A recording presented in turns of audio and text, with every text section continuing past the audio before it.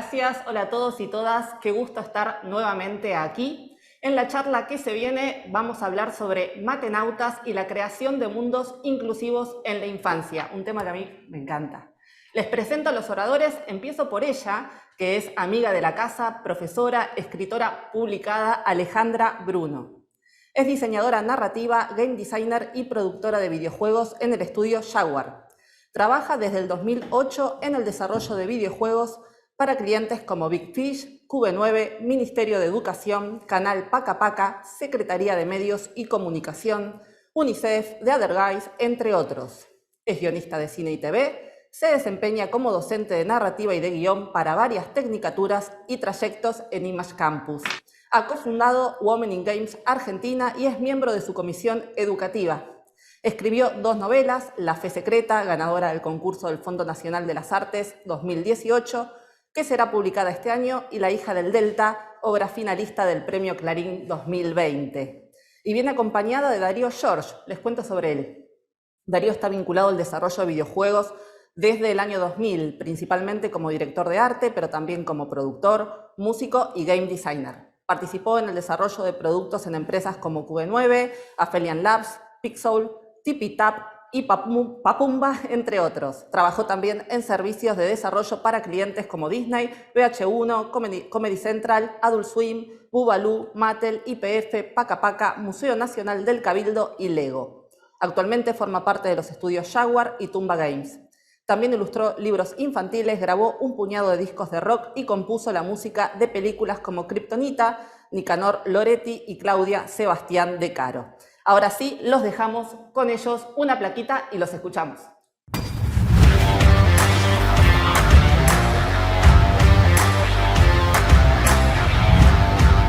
Bueno, ya nos presentaron. Darío Llosas es mi compañero de aventuras en el estudio Jaguar. Estamos muy contentos de estar acá en el evento Núcleo y agradecidos a Image Campus por la invitación. Esta charla que van a escuchar es un poco atípica porque es más humanista que técnica, y en ella les vamos a contar qué influencias están presentes en los videojuegos que hacemos para las infancias, y cómo desde el game design, la narrativa y el arte, que es lo que hacemos Darío y yo en Jaguar, diseñamos videojuegos que son una suerte de utopías tecnológicas en las que creemos. Así que lo dejo acá a mi compañero que les cuente y después les cuento más yo. Bueno, perfecto. Prosigo haciendo un breve repaso sobre mi experiencia. Hace 21 años que estoy haciendo videojuegos. En ese lapso trabajé en productos, servicios y obras, es decir, juegos de autor. Hice juegos para enseñar, hice juegos para promocionar productos, es decir, trabajé para juegos que promocionan películas, juguetes que están por salir y cosas así, y varias herramientas para crear, es decir, juegos, aplicaciones para hacer arte, para hacer música, etc. Juegos para niñas, para adultos, y básicamente quiero explicarles que Matenautas es nuestro primer producto propio, es decir, es un producto en el que queremos plasmar nuestra impronta, que es muy clara y que digamos, nosotros la tenemos digamos, como muy desarrollada, y volcar como toda nuestra experiencia haciendo videojuegos educativos, que es uno de los ejes de nuestro trabajo. Habiendo hecho tantos tipos de juegos, tuve la oportunidad de reflexionar acerca de la generación de cosas que consumen otras personas, de productos para consumir, digamos. Entonces armé este slide, que es un ejemplo muy concreto, con un consumo específico que es los alimentos, digamos. El objetivo de este slide, que voy a mostrar brevemente, es que cada una clasificación intuitiva de los consumos, ¿no? Es decir, lo que necesitamos, lo que queremos, el balance entre esas dos cosas, y el beneficio de los distintos tipos de consumo, que con la comida es muy obvio. Hay cosas acá que nos encantaría comer todos los días, pero no nos aportan nada, y otras que nos aportan muchísimo, y a lo mejor no es lo que tenemos ganas de consumir todo el tiempo. La gracia está en tratar de hacer algo que sea nutritivo y también placentero. En ese sentido, cuando uno piensa en la utilidad de los consumos, ¿no?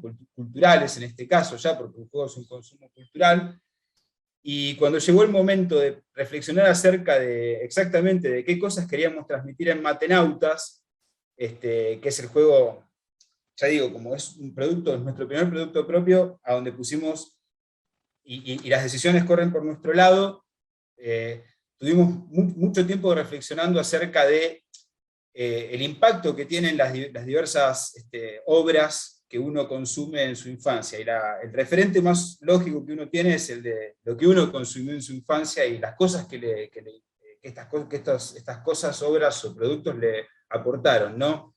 ¿Cuáles generaron una mayor competitividad en uno? ¿Cuáles un mayor espíritu colaborativo? ¿Cuáles fomentaron la confianza, la desconfianza en el prójimo? La libertad de elección, la libertad de pensamientos o la alineación a lo hegemónico, cuáles abrieron la imaginación en uno que nosotros realmente valoramos mucho la imaginación como una herramienta para tener toda la vida, ¿no? Cuáles fijaron lo que son las culturas regionales, y cuáles fijaron lo que es lo global, lo que homologa una especie de cultura mundial que termina no siendo de ningún lado, ¿no? No sé, no es lo mismo ver El Chavo del Ocho, o leer Hijitus, o ver un capítulo de Hijitus, o leer un capítulo de Condorito, que ver una revista o una animación que haya sido hecha para que no suene como de ningún país, pero suene como de todos los países, ¿no? Que es algo más híbrido. Bueno, otro eje, otra cosa en la que reflexionamos mucho cuando tuvimos que generar la historia y la experiencia de Matenautas, que es el eje de esta charla no es un post-mortem, sino que es una cosa específicamente de la experiencia sensorial y narrativa del juego, es el momento de la historia en el cual estamos lanzando este producto, ¿no? Estamos en un momento que es como una bisagra en la historia del mundo, en la historia de la humanidad, sobre todo, bueno, de nuestra especie, y del impacto de la acción de nuestra especie en el mundo que nos contiene a todos y a todas las especies, ¿no? Es decir, nosotros entendemos que el aporte que nosotros tenemos que hacer dentro del abanico de cosas que antes mencioné, tiene que estar alineado con a dónde creemos que tiene que ir el mundo de aquí en más, ¿no? Y cuál es el mundo que creemos que tienen que habitar las personas que están usando Matenautas, que en este momento son chicas y chicos de 11 años.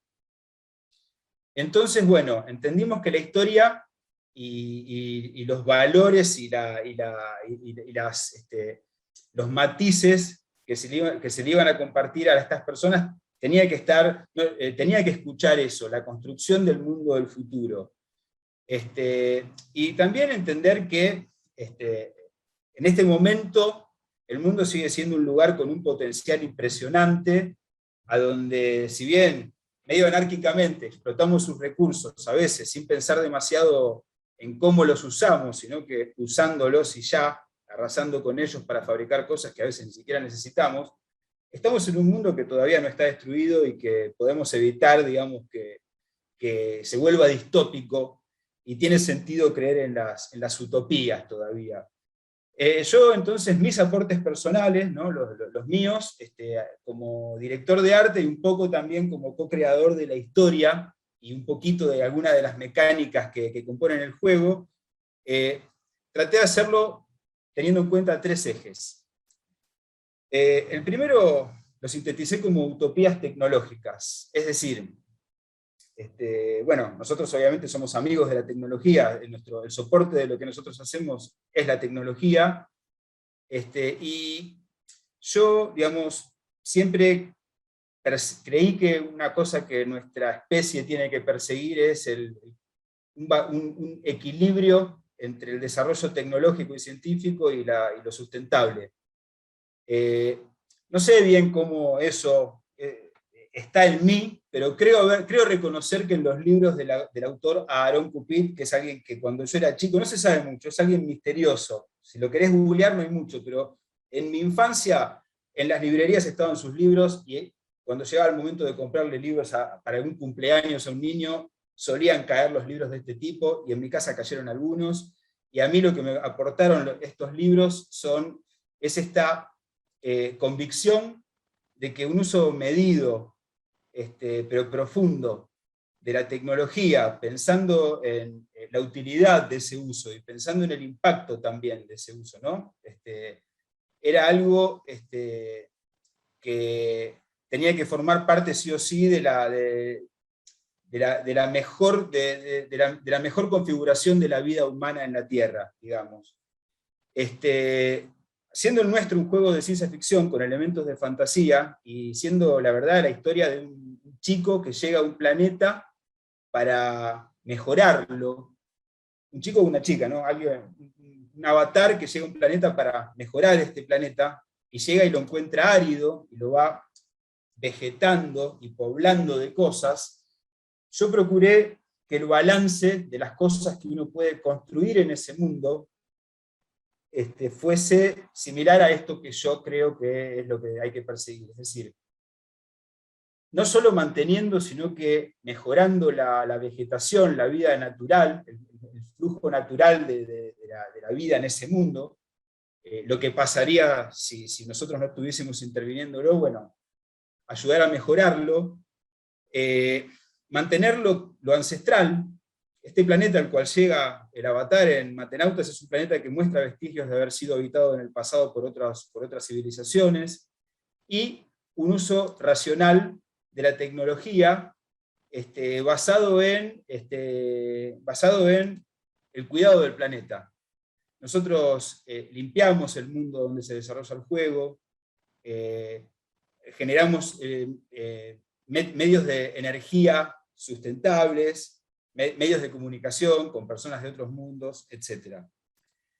Otro eje es el que yo llamé las llaves de la imaginación, que tiene que ver con las obras que uno reconoce que, no que generan la imaginación, los chicos nacen, son pura imaginación, el tema es que eso se va cerrando, lo racional va cerrando la imaginación, y muchos de los productos culturales aportan a ese pragmatismo que a veces se come a lo imaginativo, ¿no? En vez de combinarse con él. Nosotros creemos que la imaginación es un potenciador de las capacidades humanas, y que, dado la naturaleza de los desafíos del futuro, la imaginación va a ser una herramienta fundamental para la solución de esos desafíos. Y yo quería que algo en nuestro juego fuese un potenciador de la imaginación. Entonces, nuevamente, de todo lo que yo consumí en el pasado, digamos, en la infancia, reconocí estas dos obras como fundamentales para el no enjaulamiento de mi imaginación, ¿no? Para mantener mi mente psicodélica a lo largo de toda mi vida, y no encerrarla. Where the Wild Things Are, de Maurice Sendak, y Time Bandits, la película de Terry Gilliam, que son dos obras que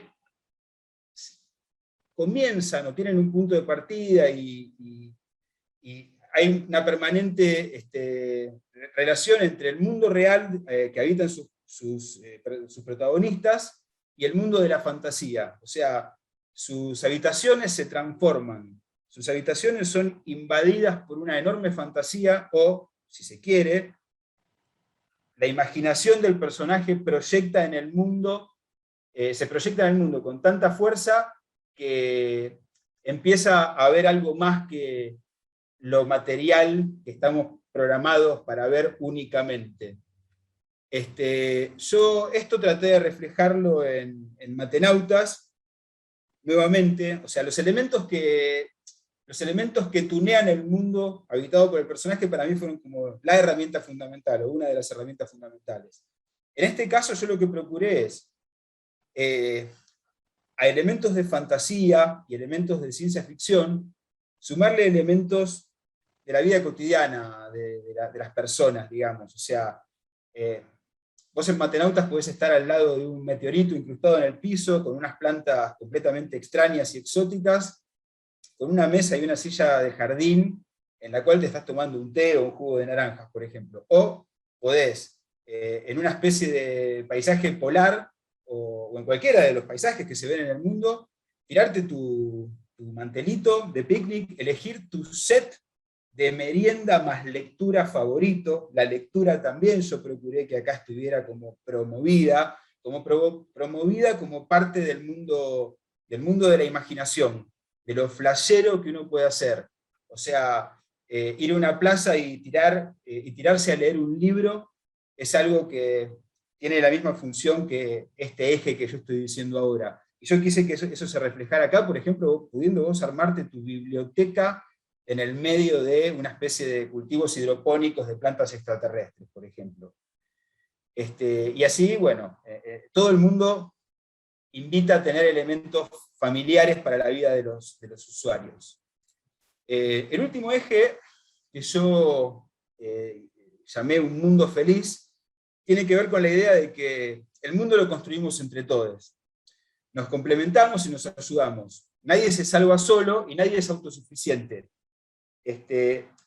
Nosotros beneficiamos un todo que solo cuando ese todo es próspero nos vamos a beneficiar nosotros. Y esto no significa que solamente que somos parte de una familia o de un grupo de amigos, sino que somos parte de un mundo y de una especie. Es mucho más que la empatía con la familia, es casi gratis. Los plugins vienen en nuestra mente de nacimiento, es algo fácil, no nos hace generosos solamente esa empatía. Hay que ir más allá. Nosotros somos avatares de una misma cosa, con cosas que nos diferencian y cosas que nos igualan, digamos. Yo acá puse estos juguetes que son los que a mí me transmitieron esa visión social y amorosa del mundo. Una visión que de la cual nunca me despegué, la verdad, de la infancia. Bueno, esto me pareció que el lugar del juego a donde uno puede plasmar esto es en el sistema no binario de generación de personajes. O sea, vos empezás con un personaje humanoide, su género no se sabe, no importa. Vos lo formás, vos lo haces varón, mujer, nada, algo, niñe, digamos, teniendo muchos colores de piel, muchos colores de pelo, muchos atributos físicos, que sí, lo que hicimos es procurar que tengan como una tecnología medio parecida para que parezcan como parte de una misma cultura, digamos, medio futurista, y a su vez generamos, porque las morfologías que podíamos hacer en un generador de avatares con el tiempo que teníamos no eran tan variadas, personajes de otras especies y situaciones a donde estas especies se ayudan mutuamente bueno, colaboran para mejorar el mundo del avatar, del protagonista, y los mundos de los demás, de las demás especies. Vos viajás entre planetas, ayudás, te ayudan. Todo lo que hay en Matenautas es colaboración, nunca competís con nadie, digamos. Bueno, estos tres ejes son digamos, el núcleo de mi aporte a Matenautas, digamos. Así esto es lo que yo traté de ponerle al juego para tratar de que de alguna manera ayude a que las personas que lo juegan tengan un poquito de la utopía que nosotros describimos al principio de todo. Así que, bueno, los dejo en manos de Ale, que va a hablar el resto de esta charla, y nos despedimos en un ratito. Muchas gracias. Bueno, ok, les cuento un poco. Yo también trabajo en videojuegos desde hace muchos años, haciendo todo tipo de juegos ya a esta altura, pero voy a concentrarme en algunos de los videojuegos educativos que vengo haciendo desde el 2010.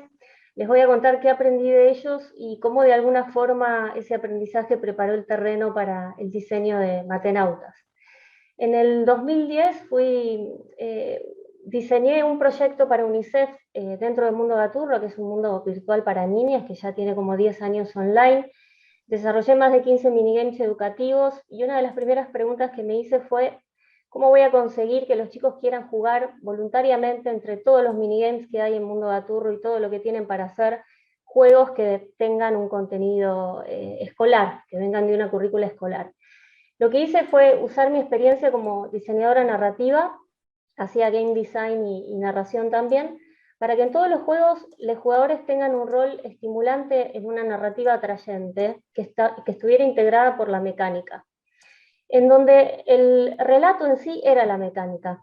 Por ejemplo, en este juego Ecofotos, vos eras un fotógrafo, el juego respondía a una currícula muy directa que venía de ciencias sociales, que tu objetivo era conocer los factores principales de contaminación ambiental, Y acá lo que hice fue que vos sos un fotógrafo contratado por un diario y la mecánica consiste en ir descubriendo y fotografiando esos eventos para denunciarlos. Casi podría decirse que en muchos de los minigames había una estructura de introducción, nudo y desenlace, pero llevada de la mano siempre por la mecánica. Esos juegos estuvieron online durante 9 años y por una charla que tuve que dar también traqueé cuántas veces habían sido jugados y para mi sorpresa resultó que habían sido jugados, Mundo Gaturro tiene una comunidad muy grande, habían sido jugados millones de veces y habían sido más jugados los minigames educativos en Mundo Gaturro que cualquier otro minigame dentro del juego. Lo cual me trajo como un aprendizaje doble. Uno es perder el prejuicio de que los videojuegos educativos pueden ser algo aburrido o poco estimulante para las chiques, y la otra es entender la responsabilidad de quienes desarrollamos contenidos en un momento de formación de personas menores de edad. Nosotros mandábamos un minigame y al mes lo habían jugado miles y miles de jugadores. Otra de las cosas también que pasó en Mundo Gaturro cuando empecé a diseñar en la parte principal fue entender también cómo en un mundo o en un juego social, pero en cualquier tipo de juego tenés que dejar lugar para la expresión individual y social de los jugadores, lo cual me llevó a plantear un montón de actividades, por ejemplo, crear un laboratorio de diseño donde todos los chicos pudieran hacer sus objetos, los artistas convertían esos objetos en assets del juego, y de pronto para los pibes era un flash que todos los jugadores de Mundo Gaturro tuvieran un objeto que ellos hubieran inventado, que lo pudieran usar en su avatar, ropa, transportes, lo que fuere. O por ejemplo, en un momento en que el país estaba muy convulsionado por marchas y manifestaciones, hicimos catálogos de tarimas con micrófonos, de pañuelos, de pancartas, y eso llevó a que los jugadores expresaran un montón de cosas que estaban viviendo como niñas, pero que necesitaban decir, y quizás ese catálogo pequeño hacía que explotara y que se comunicaran entre ellos un montón a favor o en contra de lo que fuere. Cuando empecé un poco también a pasarme a Jaguar, que es un estudio en el que más chico, en el que me encontré por suerte muy alineada con mucha de la ideología que tenían mis compañeros, bueno, por algo Darío y yo somos muy fans de Time Bandits, entre otras coincidencias. Hicimos un videojuego para Pacapaca, que es Inventar el Mundo, en el que usamos un poco esto de la expresividad, en el sentido de que es un juguete interactivo para hacer pequeñas historias con ilustraciones, animarlas y compartirlas con otros jugadores o otros usuarios. Después con Jaguar y Darío hicimos Cruce de Mundos y Misterio en la Biblioteca, y acá yo tuve también un periodo de bastante empezar a tener más contacto con muchas reflexiones sobre los juegos para niñas, porque me di cuenta de que, bueno, mi principal trabajo iba por ese lado. Tuve bastante contacto con grupos feministas y el feminismo siempre estuvo en lo que yo estuve haciendo en un punto, pero ahí empecé a participar más de grupos, de charlas, empecé a pensar en todo el trabajo que falta hacer en el mundo de los videojuegos, cómo parece un mundo muy progre, pero estamos muy todavía atrasados en un montón de cosas y hay un montón de situaciones de desigualdad, no solo de género, sino de todo tipo, lo que hizo que decidiera involucrarme de un modo más consciente para cambiar eso. Entre otras cosas, ayudé a crear el movimiento Women in Games en Argentina, que nuclea a mujeres y disidencias y ayuda a visibilizar nuestro trabajo. Y en los videojuegos que desarrollé empecé a implementar una especie de militancia que pasó por que hubiera bastantes más personajes mujeres, personajes no binarios, más diversidad de cuerpos, que lo hablábamos mucho con Darío, de color de piel, visibilidad de comunidades marginadas, el uso del lenguaje inclusivo no solo en los diálogos de los personajes, sino en la interfaz, en la comunicación con los clientes, entre nosotros como grupo. Y también una representación del lenguaje argentino en videojuegos, que me parecía importante en un momento de búsqueda de la identidad de los niños. Veía que había muchos videojuegos que, aunque estaban producidos por argentinos y para Argentina, parecían una traducción del inglés o de algún programa, digamos, de lenguaje neutro de Cartoon Network. Y entonces empecé a trabajar, a ser un poco más consciente de la importancia del lenguaje en todo sentido. Lenguaje inclusivo, ¿qué quiere decir un lenguaje inclusivo, ¿no? En parte, bueno, el lenguaje es lo que forma el mundo y es importante que en los videojuegos se preste atención a esto en particular. También pensé mucho sobre qué es un juego educativo, qué estamos enseñando cuando hacemos videojuegos educativos. No es solo el contenido duro de lo que se aprende, un contenido escolar, es una mirada sobre el mundo, es una declaración de principios.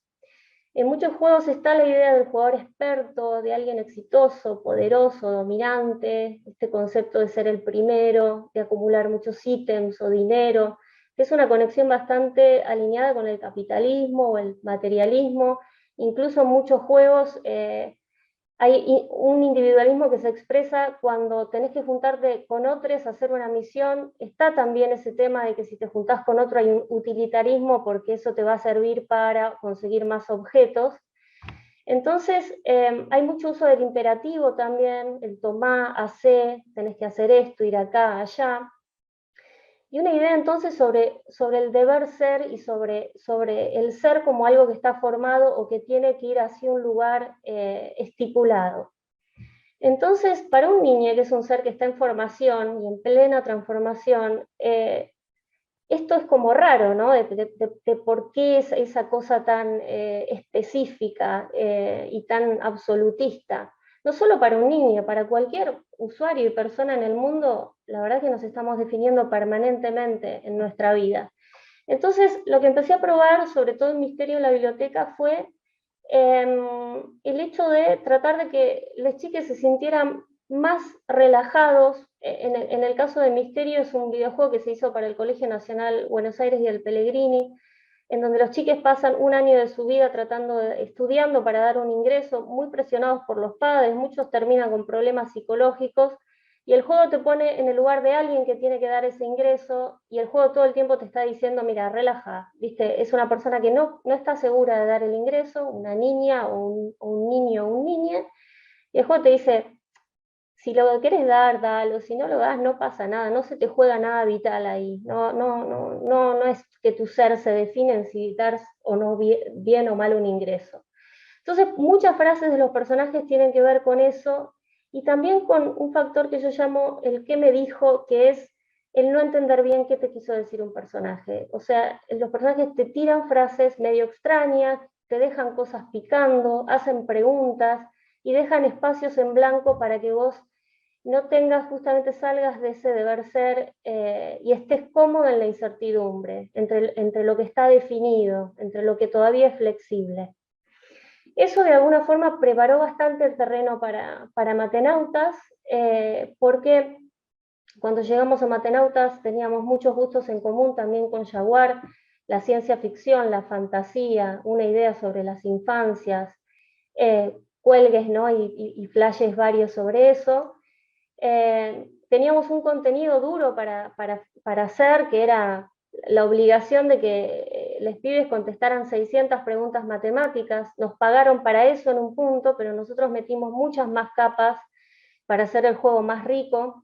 En el sentido de esto del rol de meterte en algo estimulante, bueno, viajas a otros planetas, conoces seres que son bastante estrafalarios, te cuentan historias raras, creas tus espacios, bueno, plantás y decorás, y hay algo en donde la diversidad y la transformación están planteadas en todos los niveles del juego, a nivel micro y macro, no solo en la elección de tu avatar, sino en la personalización de los espacios mediante la customización de los ecosistemas. Ningún planeta tiene por qué ser exactamente igual, porque vos elegís qué plantar. Bueno, el lenguaje inclusivo está en todos lados también. El juego entiende además en qué ritmo estás aprendiendo, cosa que estamos intentando que las escuelas también cambien un poco, el no considerar a un sujeto común y a toda la clase tiene que ir al mismo ritmo. El juego entiende cómo es tu performance y lo que hace es sortea preguntas según el nivel en el que estás, si ve que está fallando, repregunta, vuelve a un nivel anterior. Eso también es estar consciente de la individualidad y de la particularidad de cada persona que está jugando. Y el rol de los NPCs en ese sentido es bastante fundamental.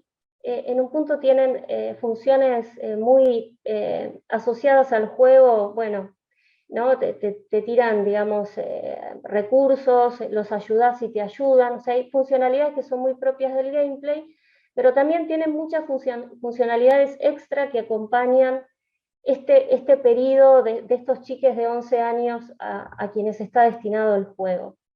Por ejemplo, Quasar, además de que los personajes son o femeninos o no tienen género, hay un personaje como Quasar que es de pura electricidad, está pensado un poco como un personaje bipolar, que a veces está muy arriba y a veces muy abajo, y lo que aprende durante el juego, todos los personajes aprenden algo en el transcurso del juego, te van contando historias mientras vas jugando, él aprende la neutralidad, aprende a estar más cómodo en bancarse los medios. Mientras que Lexis, que es una robot que arranca desde la certeza absoluta, y le parece que si todos fuéramos robots la vida sería mucho mejor, aprende a bailar, a meditar y a emocionarse, y eso hace que sobre el final tenga una mirada un poco más abierta y sea un poco más flexible. Y Omni, que es el ser más antiguo de este planeta, es pura transformación. Pasa de estado gaseoso a sólido todo el tiempo, es muy antiguo, nadie sabe de dónde viene y es un personaje que guía a los demás en sus procesos de cambio, nunca desde una bajada de línea, siempre con humor y dejándote como cositas picando.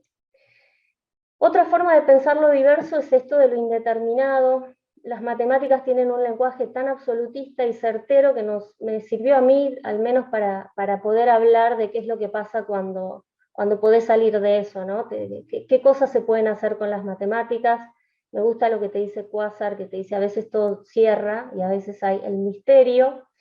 Algunos textos tienen un vuelo poético y filosófico, incluso porque me parece que esos dos lenguajes, la poesía y la filosofía, sirven para abrir justamente y no para cerrar con esa catarata de objetivos que a veces tienen los juegos, ¿no? Las pautas, las pautas y las misiones, ¿no? Anda acá, hace esto. Bueno, es dejar todo un poco más libre y más liberado a la imaginación de otro.